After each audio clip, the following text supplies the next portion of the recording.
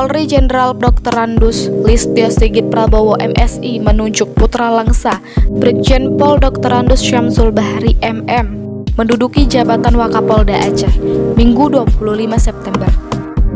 Penunjukan tersebut tertuang dalam surat telegram Kapolri nomor ST-2046-9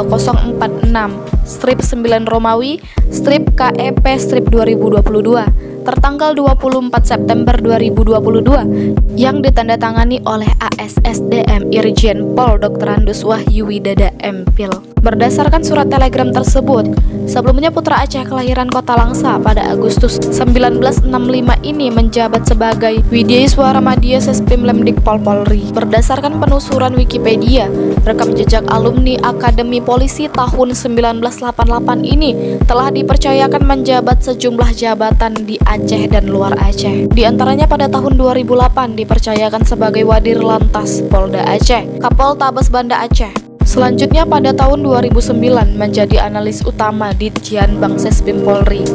Tahun 2012 sebagai Dirlantas Polda Bali. Selanjutnya dipercayakan sebagai Kapusdik Lantas Lemdikpol Polri tahun 2013. Dirlantas Polda Aceh tahun 2014. Kemudian analis kebijakan Madya Bidang Dikmas Korlantas Polri tahun 2015. Dirlantas Polda Metro Jaya tahun 2016. Widyaswara Muda Sespim Lemdikpol Polri tahun 2016 serta Widyaswara Madya Sespim Lemdikpol Polri tahun 2021.